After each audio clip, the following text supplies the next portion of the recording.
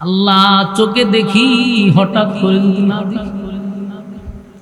মালিক, গুনার কারণে এমন কোন বিপদ আমাদের সামনে দিও না। গুনার কারণে যদি সকাল বেলা উঠে দেখি, চোখে দেখি, অবস্থা কি হবে? আল্লাহ, গুনার কারণে দুইটা চোখ বন্ধ করে দিয়েন না। গুনার কারণে কিডনি দুইটা ড্যামেজ করে দিয়েন না। গুনার কারণে প্যারালাইসিসের মতো রোগ আমাদেরকে দিয়েন না আল্লাহ। আমরা কত রঙ্গ তামাশায় চলি, হঠাৎ করে যদি মালিক আমাদের প্রতি রাগ করে চোখটা বন্ধ করে দেয়। হঠাৎ করে যদি শুনি আমার কিডনি দুইটা ড্যামেজ হয়ে গেছে, ঢাকায় 5টা বাড়ি থাকলেও কাম হবে না। ঢাকায় 5টা বাড়ি থাকলেও কাম হয় না। কত কিছুদিন আগে আমি এক মাহফিল গেছি, এক মাদ্রাসার মুহতামিম আমার কাছে মাদ্রাসার বিষয় নিয়ে আলোচনা করতেছে। এমন কি কইছে, হুজুর আপনার মাদ্রাসা তো গেছি। কইছে, হুজুর আমার একটু দোয়া করেন, আমি ডায়ালিসিস করি তো, দোয়া করেন, আমার দুইটা কিডনি ড্যামেজ। এর 3 দিন পরেই কমিটি ফোন দিছে, হুজুর উনি তো মারা গেছে। 3 দিন পরে শুনছি মারা গেছে, আমার সাথে বৈশা খানা খাইছে, কথা কইছে। কল্পনা করি নাই লোকটা 3 দিন পরে মারা যাবে। এই জন্য ভাই, পৃথিবী ক্ষণস্থায়ী, চিরস্থায়ী নয়। বেড়াগিরি তো আমরাও করি। দিন শেষে একটু চোখ বন্ধ করে দেখেন, আল্লাহ যে অঙ্গ পতঙ্গ দিছে, এগুলা বড় দামি, বড় দামি। এত দামি সম্পদ যদি আমার হারিয়ে যায়, মামলা করো আর ফেরত পাবো না। চোখ নিয়ে গেলে চোখ পাওয়া যায় না। এই যে উনি আমার সামনে বই রইল, আমার বালা করে দেখেন, অথচ সারা দেশে ওয়াজ করছে, চোখ দুইটা নাই, হঠাৎ করে গেছে। আমার যুবক ভাইরা, তাই মাঝে মধ্যে চিন্তা করা দরকার। আল্লাহ যে নিয়ামত দিছে, রাগ কইরা যদি আল্লাহ নিয়ে যায়, আল্লাহ যদি কয় তুই এত নাফরমানি করস, এত নাফরমানি করস বান্দা, আমি তোর এত নিয়ামত দিলাম, তুই এত নাফরমানি করস, যা তোর চোখ দুইটা নিয়ে গেলাম, যা তোর 2টা কিডনি আমি ড্যামেজ করে দিলাম।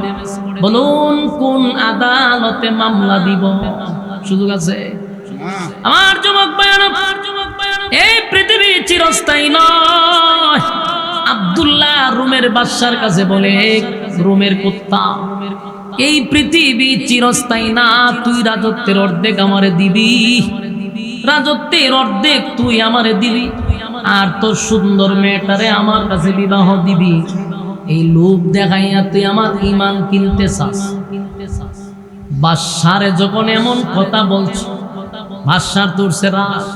সাধারণ বাদশা এটা মনে করেন তো, বাদশার মেজাজ গরম। তার বাহিনীরে ডাক দিয়া কয়, দেখছো আমার সামনে আমি রোমের বাদশা, আমার সামনে দাঁড়াইয়া আমারে রোমের কুকুর বলে ডাকছে, আমি এটা বরদাস্ত করতে পারলাম না। এদের ইমানের কত পাওয়ার, আমি এটা দীক্ষা দিব। এই বাদশা তার বাহিনীদেরকে বলল, সবগুলারে তোমরা লকাবে ঢুকাও। আব্দুল্লাহ বিন হোজাবারে বলল, এই লোকটারে জেলখানায় রাখবা, পানিও দিবা না, খাবারও দিবা না, দেখি কতদিন থাকতে পারে। আবার ডাক্তার লাগাইছে, যদি দেখো অবস্থা বেশি খারাপ, মরে যায়, এমন অবস্থা আমরা জানাই।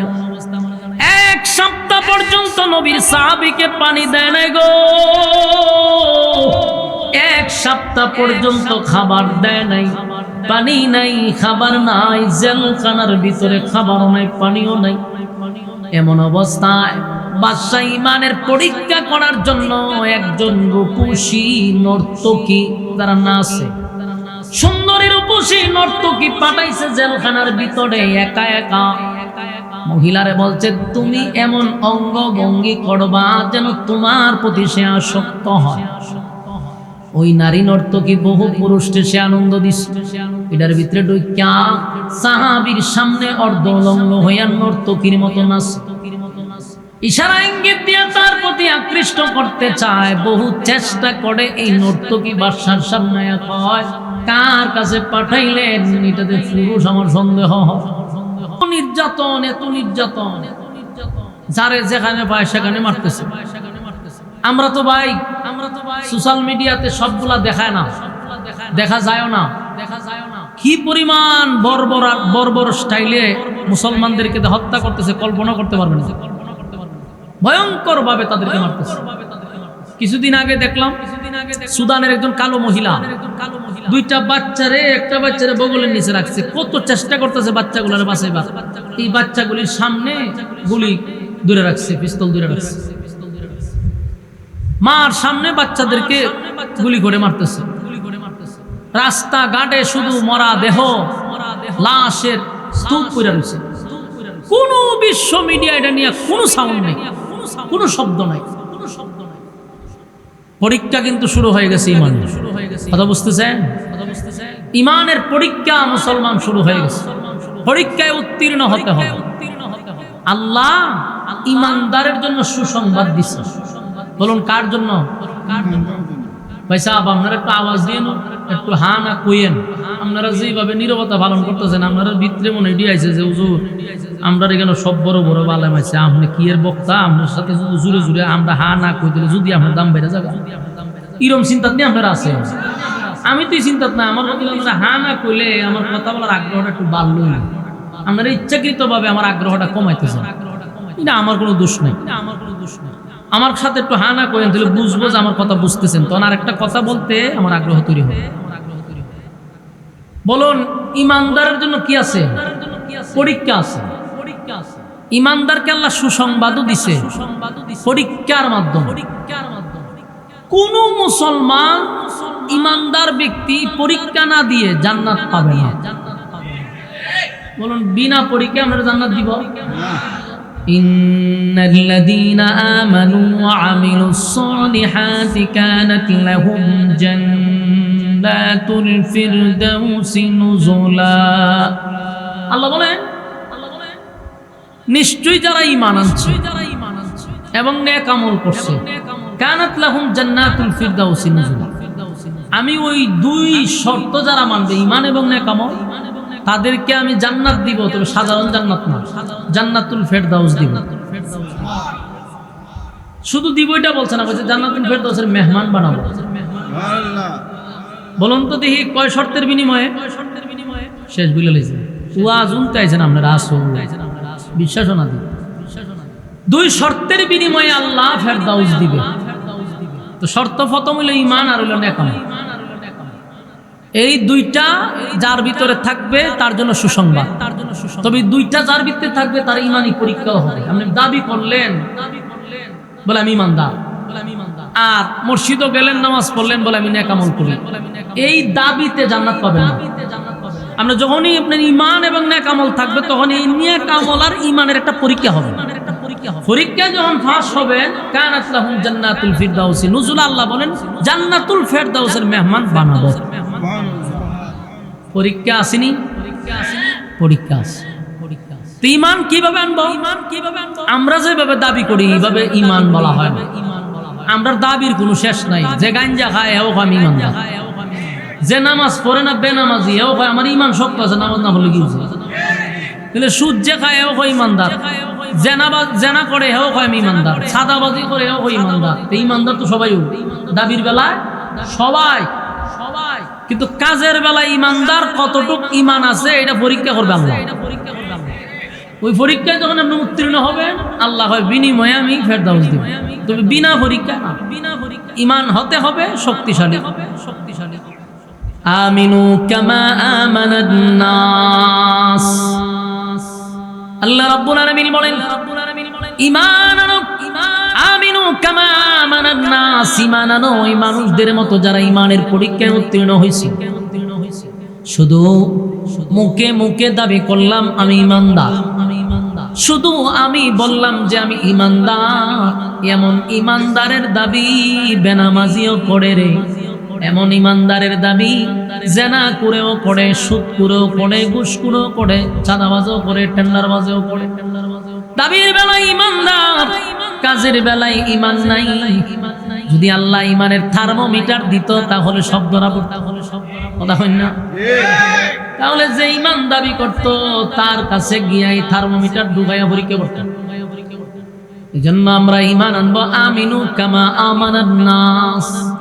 ঈমান ওই মানুষদের মতো যারা ঈমান আনছে, ঈমানের পরীক্ষা দিছে, ঈমানের পরীক্ষা না দিয়া জান্নাত না। রোমের সম্রাট, রোম রাজ্য যে চালাইছে, কত বড় রাজত্ব ছিল জানেন?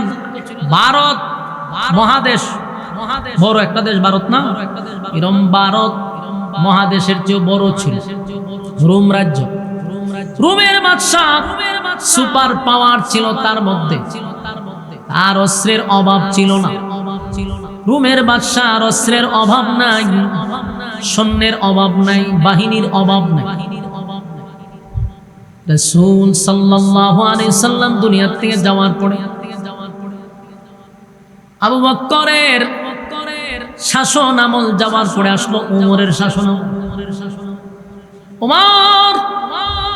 ওমরের শাসন আমলে সাহাবায়ে কেরামরা একটা টিম নিয়া রোমের সঙ্গে যুদ্ধ করার জন্য রওনা দিল। রোমের বাদশা শুধু শুনে মুসলমানরা যেদিকে যায় সেদিকেই খালি বিজয়, মুসলমান যেদিকে যায় শুধু বিজয় আর বিজয়, তাদেরকে কেউ পরাজিত করতে পারে না। যেখানে যায় রে তাদেরকে কেউ পরাজিত করতে পারে না। অস্ত্র কম, এমনকি বাহিনীও তাদের কম, বাহিনীও খুব কম, অস্ত্র কম, কিন্তু কেমনে তারা যুদ্ধে বিজয় হয়? বাদশা এটা নিয়ে গবেষণা করতে করতে পাইল যে তারা অস্ত্রের জোরে যুদ্ধ করে না, বাহিনীর বলে যুদ্ধ করে না, যুদ্ধ করে ঈমানের বলে। আপনারা রাশিগঞ্জে সুবহানাল্লাহ, আমার এত বিরক্ত লাগতো আপনার সঙ্গে ওয়াজ করতে। আমার মনে মনে আমি চিন্তা করি কেরামি নাই, আমি যদি এই গুরুস্থানও নিয়ে আমার বসাইতেন, আমার মনে দুই একটা মুর্দা উঠতে সুবহানাল্লাহ হইল, অথবা ঠিক বেঠিক কইলে হইলে, কিন্তু এটা তো মুর্দার থেকে আরো খারাপ হইবা। আপনারা সামনে ওয়াজ করলে বক্তার কি আর ওয়াজ করতে মন চাইবে? আমারও তো কাঠকুতানি তুলাইতে, কাঠকুতা না দিলে তো আমার আসে আইতো না রে ভাই। আপনারা যদি কথাই কর না, এই জাতির সামনে আমি কেমনে ওয়াজটা চালাইতাম? দুইবার তিনবার কইলাম যে আপনারা ব্রাহ্মণবাড়িয়ার লোক, ট্যাং দেখাইটা মিছিল দিলা, হ্যাঁ ঠাটা মাটা লইয়া বাড়ি জানা ঠিক আওয়াজ আয় না করে বুঝতে ঈমানের সমস্যা আছে। ঈমান যার যত জজবা বেশি তার আওয়াজ বেশি, যত ঈমানের দুর্বলতা আছে এর আওয়াজেরও দুর্বলতা, এর জজবাও কম। ঠিক কইেন না, আরেকবার দেখবেন আমার ভাষার টাকাটা চুপ করে বলেছে, বুঝুন যে ঈমান ড্যামেজ হয়ে গেছে। এর বগলের নিচে একটা থার্মোমিটার ডুবাইয়া ঠান্ডা বাইরে করতে লই পয়েন্ট বাড়ি যাবো। বাস্তব না বাস্তব? তাহলে খেয়াল করেন, খালি লক্ষণটা দেখছেন নি কত খারাপ। আমি বলাইছি বাহন বেড়ে আওয়াজ করতাম, দূরে দূরে দূরে দূরে মমি সিং কেড়ে গেলাম না, আওয়াজ দিবেন না। ইমাম মুসলমানরা কি আসলে অস্ত্রের জুড়ে যুদ্ধ করে বিজয় লাভ করছে? আমাদের ইতিহাস পড়েন না কেন? বদরের যুদ্ধ দেখছেন, বদরের যুদ্ধের ইতিহাস আপনারা পড়ছেন অথবা অনেকেই শুনছেন। মাত্র 300 ছিল আর 1000 ছিল। 1000 গোলারে কুবা শামসুর মতো কুবায় হলাই দিছে। বলুন অস্ত্রের বলে না ঈমানের বলে? ঈমানের বলে, ঈমানের বলে, ঈমানের বলে। মুসলমানরা যেদিকে যাইতো সেদিকেই বিজয়ের পতাকা ওড়াইতো। সব দেশের বাদশারা আশ্চর্য হয়ে যায়। আমরা অস্ত্র লইয়া যাই, আমরা সৈন্য বাহিনী ট্রেনিং প্রাপ্ত সেনাবাহিনী লইয়া যাই, লোহার পোশাক পরে যাই রে, তাদের নাই পোশাক, তাদের নাই অস্ত্র, তাদের নাই বাহিনী। কিন্তু যখন যুদ্ধের ভিতরে মুসলমানরা ঢুকে কুচি কাটা করে করে এক সাইড থেকে আরেক সাইডে যায়। সুবহানাল্লাহ। এগুলো ঈমানের বল, ঈমানের, ঈমানের। আজকে গোটা পৃথিবীতে 200 কোটি মুসলমানের সংখ্যা থাকতেও জায়গায় জায়গায় মুসলমান মার খায়। এর একটাই কারণ, আমাদের ঈমান দুর্বল। ঈমান দুর্বল হওয়ার কারণে মুসলমানের সংখ্যায় বেশি হওয়ার পরেও আমরা জায়গায় জায়গায় মার খাই। তার কথা হলো ঈমান আমরা ড্যামেজ। সুতরাং ঈমানের বলে সাহাবায়ে কেরাম যুদ্ধ করছে রে, অস্ত্রের বলে না। আল্লাহু আকবারের ধ্বনি দিয়া যখন সাহাবায়ে কেরাম মাঠে এলাম তো বেঈমানরা 1000 লইয়া নামলেও তারা দৌড়াদৌড়ি শুরু করত। কেউ যদি জিগাইছে তোরার সংখ্যা বেশি, তোরা অস্ত্র বেশি, দৌড়স কা? ও বাইরে মুসলমানরা তরবারি তুলে একটা, আর উপর থেকে তরবারি লামে 70টা।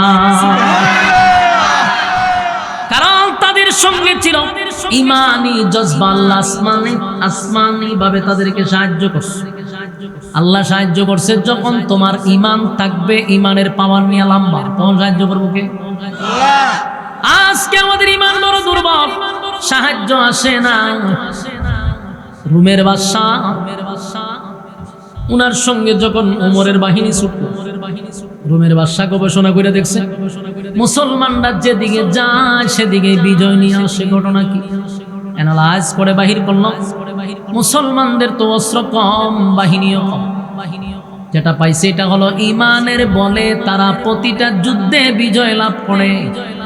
তাই রোমের বাদশা তার বাহিনীদেরকে বলল, এই মুসলমানদের সঙ্গে তোমরা যুদ্ধ করবা, কিন্তু মুসলমানের একটা দলকে তোমরা জীবিত আমার কাছে নিয়ে আসবা। তাদেরকে তোমরা হত্যা করবা না, তোমরা একটা দল আমার কাছে নিয়ে আসবা, আমি মুসলমানদের ইমানের পরীক্ষা করব। রোমের বাদশা তৎকালীন সময়ের সবচেয়ে পাওয়ারফুল। রোমের বাদশা বলে, আমি মুসলমানদের ইমানের পরীক্ষা করব।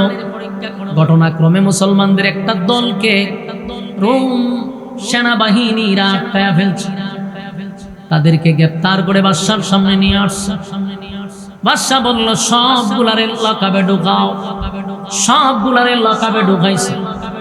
একদিন পরে বাদশা সবাইকে বলল, মুসলমান দলগুলারে আমার কাছে নিয়ে আসো। বাদশা এক জায়গায় বসলেন, মুসলমানদের যে বাহিনীটাকে তারা আটকাইছে সেটা নিয়ে আসছে। বাদশার সামনে যখন দাঁড়াইছে, বাদশা বলল, তোমাদের মধ্যে কে নেতা? তোমাদের মধ্যে নেতাকে আমি একটু দেখতে চাই। মুসলমানদের যিনি সেনাপতি ছিল, যিনি আমির ছিল, আব্দুল্লাহ বিন হুযাফা রাদিয়াল্লাহু তাআলা আনহু, নবীর একজন সাহাবী। উনি হাত তুলে বললেন, আমি তো এদের নেতা, আমি হলাম তাদের মধ্যে নেতা, তাহলে তুমি আমার সামনে আসো। আব্দুল্লাহ বিন হুযাফা চেহারা সুরত দেখতে খুব সুন্দর, বডিওয়ালা, চেহারা সুন্দর। বাদশা কইল, এত সুন্দর চেহারা, এত চমৎকার একটা বডি, তোমার যোগ্যতা আছে, চেহারা আছে, বডি আছে, প্রশিক্ষণ আছে, এমন একটা ব্যক্তি তুমি কেমনে রে এমন একটা দলের সঙ্গে তুমি যোগ দিলা? বাদশা কইতেছে, হ্যাঁ আব্দুল্লাহ, তোমার বাহিনীদেরকে আমি গ্রেফতার করছি, সবগুলারে আমি মৃত্যুদণ্ড দিব, কিন্তু তুমি যদি আমার একটা শর্তে রাজি হও, ওয়াদা দিলাম তোমার বাহিনী সহ, তোমারে সহ আমি এই মুহূর্তেই খালাস করে দিব। আব্দুল্লাহ বিন হুযাফা তাকায় আছে। রোমের বাদশা বলেন, আব্দুল্লাহ, তোমার চেহারা সুরত সুন্দর, আমার মনটা চায় তোমার সঙ্গে একটু আত্মীয় করতে, তোমার সঙ্গে একটা সুসম্পর্ক করতে আমার মন চায়।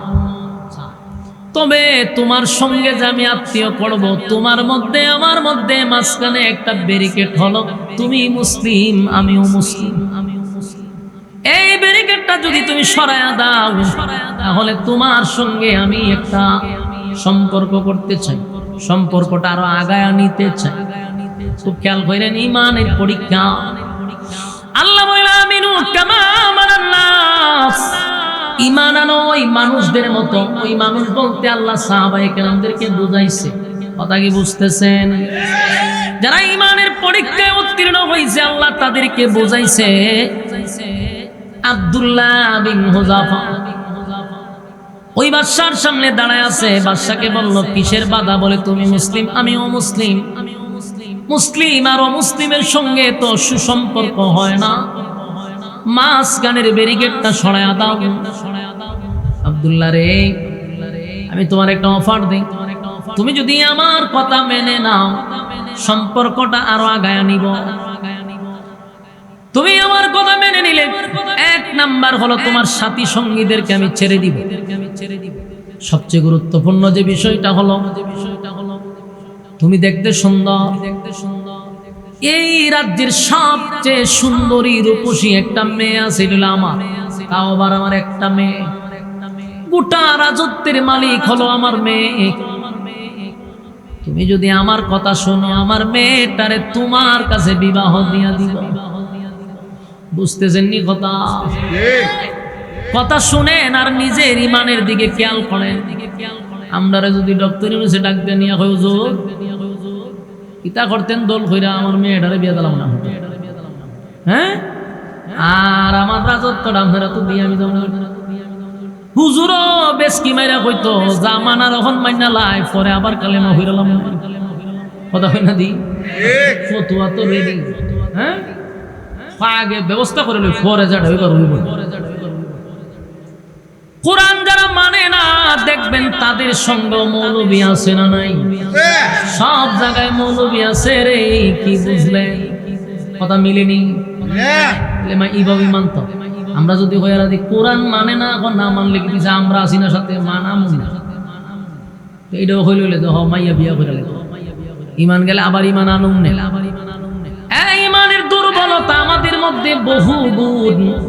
তাই আল্লাহ বলেন আমিনু কামা আমানান নাস, ঈমান আনো ওই মানুষদের মতো। ওই মানুষ বলতে সাহাবায়ে কেরামদেরকে বুঝায়া গেছে। ঈমানের পরীক্ষায় তারা উত্তীর্ণ হইছে। ঈমানের পরীক্ষা দিয়া দুনিয়াতেই জান্নাতের সার্টিফিকেট পাইছে। দুনিয়া থাকতেই আল্লাহ ঘোষণা দিয়েছে অমুকরে আমি জান্নাতের ঘোষণা দিলাম। নবী বলছেন তুমি জান্নাতি, তুমি জান্নাতি, তুমি জান্নাতি। সুবহানাল্লাহ। জানি দুনিয়ায় থাকতে জান্নাতের সুসংবাদ পায় রে। দুনিয়ায় থাকতে জান্নাতের সুসংবাদ পায়। এমনে এমনে নয়, ঈমানের পরীক্ষা দিয়া, ঈমানের পরীক্ষা দিয়া, ঈমানের পরীক্ষা দিয়া। আমরার মতো এমন দুর্বল ঈমান হইলে 5 টাকার চা খাওয়াইলে আমরা ঈমান বিক্রি করি। কষ্ট বুঝিন অবস্থা। রং চা খাওয়াইলি তুই কয় বুট কারে দিবি, কয় আমরে দিবি। রং চার মধ্যে যে পরিমাণ আদা দিছে বুট তো আমরে দম লাগে। গুরু মার্কায় খাওয়াইছে রং চা, বৈশ মার্কায় কয় দুধ চা দিলে। এখন আর রং চার খবর নাই, দুধ চা খাইয়া কয় বৈশ আমরে বুট দিব। কিছুক্ষণ পরে ছাগল আইছে, ছাগল আয়া হয় বুট কারে দিবি রে। কফি খাওয়াইয়া দিলাম, কফি আপনি খাওয়াইছেন, ছাগল বুট ধরে দিব। বলুন বুট কয়টা? এখন বুট কয়টা দিল? কয়জন রে? গুরুরেও দিছে, বৈশ্যও দিছে, ছাগলরেও দিছে, কিন্তু বুট দিব একটা, দিছে 3 ঘন্টা। আবার বুটের আগের দিন 500 টাকা মাথা ফিস করে কিনা ভালাইয়া দেয়। তেলে গুরং চাও নাই, দুধ চাও নাই, কফিও নাই, এখন 500। কথা হয় না দি? এমন ঈমান লইয়া সমাজে চলি রে। এই ঈমানদারের বুকের উপরে পাথরেরও দরকার নাই, চাবুক দিয়া মারারও দরকার নাই, মাথার উপরে করাতরের দরকার নাই। আমরা 5 টাকার চা খাওয়াইলে ঈমান বিক্রি করি। আমাদের উপরে ঈমানের কি পরীক্ষা হবে? আমরা তো আল্লাহর আদালতে ঈমানদারই না। কথা হয় না? যদি ঈমান মাপার থার্মোমিটার থাকতো, জ্বর মাপার যেমন থার্মোমিটার আছে, ঈমান মাপার যদি থার্মোমিটার থাকতো, বহু মৌলবী আমরা ধরা পড়তাম। ওয়াজ করার সময় আসলে পরে কইতো হুজুর একটু দাঁড়ান, বগলের নিচে ডালকি দেন। ঈমানের পরীক্ষা দিয়া 5 ডিভিশনে পাস করছে। এমনকি ঈমানের পরীক্ষা এমন ভাবে দিছে, আল্লাহ দুনিয়ায় থাকতে তাদেরকে সুসংবাদ জানাইছে আমি তোমাদেরকে জান্নাত দিব। জোরে কোন সুবহান। ঈমানের কত পাওয়ার, ঈমানের কত পাওয়ার গো, ঈমানের কত পাওয়ার, ঈমানের কত পাওয়ার। 2টা গুণে গুণান্বিত হইলে আল্লাহ জান্নাত দিব। একটা হলো ঈমান আর একটা হলো নেক আমল। কিন্তু ঈমানের বেলা আমরা বড় দুর্বল। এই যুবক ভাইরা, আমাদেরকে অফার দিলে আমরা কি অফার কি ফালাইয়া দিব? যদি হয় গুলশানে বাড়ি দিব, কথা হয় না দি? গুলশানে বাড়ি দিব এমন কথা শুনলে বহু মৌলবী আমরা দৌড় মারতে রাজি। পাবলিকের কথা বলি হইলাম, গুলশানে বাড়ি দিলে পাগল হয়ে যায়। আর যদি কয় রাষ্ট্রপতির মেয়েরে তোর কাছে বিয়া দিব, সর্বনাশে কইব আমি কি জমিন আছি না আসমানও আছি। আর কি উস আছে? আর রোমের বাদশা নবীর সাহাবীরে বলল, আব্দুল্লাহ ওয়াদা দিলাম আমার একটা মাত্র কন্যা, সুন্দরের দিক দিয়া পুরা রাজ্যের মধ্যে আমার মেয়ের চেয়ে সুন্দর কেউ নাই, রূপে গুণে সর্বদিক দিয়া। এই মেয়েটারে তোমার কাছে বিবাহ দিব, শুধু তাই না, বিবাহের দিন হাজার হাজার মানুষের সামনে আমার রাজত্বের অর্ধেক তোমার নামে লিখে দিব। কিতা বুঝলেন? এই অফার কি আমরা মিস করব? চিন্তা করেন আমরা কত বড় মাফের ইমানদার। আল্লাহ নবীর সাহাবীর ঈমান পরীক্ষা করতেছে রোমের বাদশা। রোমের বাদশার টার্গেট হলো মুসলমানরা কেমনে রে গোটা বিশ্ব বিজয় করলো। যেখানে যায় সেখানে মুসলমান বিজয়, যেখানে যায় সেখানে বিজয়। মুসলমানদের অস্ত্র নাই, সৈন্য নাই, কিন্তু যেদিকে যায় তুফান ছুটায়, তুফান ছুটায়। সুবহানাল্লাহ। এক খালিদ বিন ওয়ালিদ যুদ্ধের ময়দানে ৬০,০০০-এর সঙ্গে উনি একা দৌড় মারে, সবিতা দৌড় মারে। সুবহানাল্লাহ। অস্ত্র লইয়া ৬০,০০০ সোলজার বাহিনী খাড়া। খালিদ বিন ওয়ালিদ তরবারিটা লইয়া যখন আল্লাহু আকবার বলে দৌড় মারে, ৬০,০০০ ওনারে দেখতে দৌড় মারে। সুবহানাল্লাহ। এটা ছিল ঈমানের পাওয়ার। এটা কিসের পাওয়ার? ঈমানের পাওয়ার, ঈমানের পাওয়ার, ঈমানের পাওয়ার। সেই রোমের বাদশা যখন এই অফার দিছে, নবীর সাহাবী আব্দুল্লাহ বিন হুযাফা, আব্দুল্লাহ বিন হুযাফা বলেন, এই রোমের কুত্তা, কথা বুঝতেছেন আমার? আমরা যদি এমন অফার দেয় আর আমরা যদি মিস্টার আমাদের যে উপদেষ্টা ডক্টর ইউনূস সাহেব যদি গালিটা দিই, আপনি কি জমিনও থাকবে? কথা কয় না দিই, আপনি যেখানে খারা এখানে গাতা করবো, এখানে আপনার খবর দিয়ে উপরে দিয়া টাইলস লাগাই দিব। কথা কয় না দিই, উপরে তো টাইলস দিব। কিন্তু ঈমানের কি পাওয়ার! আব্দুল্লাহ ওই বাদশার সামনে দাঁড়ায় হয়, রোমের কুত্তা, তুই কি আমারে রাজত্বের বিনিময়ে, তোর বিনিময়ে ঈমান বিক্রি করতে চাস? তোর এই রাজত্বের মধ্যে আমি থুতু দেই। এই দুনিয়া ক্ষণস্থায়ী, ক্ষণস্থায়ী দুনিয়া আমরা চাই না, আমরা চিরস্থায়ী পরকাল চাই। এই দুনিয়ার শেষ আছে রে, এই দুনিয়ার শুরু আছে, এই দুনিয়ার শেষ আছে। বলুন কেউ থাকতে পারবো? এই কথা কই না, ঠেডা মেডা লইয়া যাওই বাইরন, বলুন তো দেখি থাকতে পারবেন? বাইরন তো খুব বেড়াগিরি দেখায়, কিন্তু বেড়াগিরি কি চিরস্থায়ী? চিরস্থায়ী নয়, থাকতে পারবো না, চলে যেতে হবে। তাই পরকালের প্রতি আমাদের বিশ্বাস বাড়াইতে হবে। এটার নামে ঈমান, এটার নামে। এই পৃথিবী থাকার জায়গা নয়, আর মাঝে মধ্যে ভয় লাগে। সুন্দর এই পৃথিবী দেখতেছি, হঠাৎ করে যদি না দেখি, যে আপনার এখানে আসার আগে একজন বক্তা, ওনার নাম হইল গিয়া ইসহাক আল হুসাইনি, একজন বক্তা, নাম শুনছেন না? সারা দেশ ওয়াজ করছে। হঠাৎ করে একদিন সকালবেলা হয় আমি কিছুই দেখি না। অন বুঝেন, আপনি দেখতেছেন, হঠাৎ করে যদি দেখেন সম্বন্ধ কেমন লাগবে?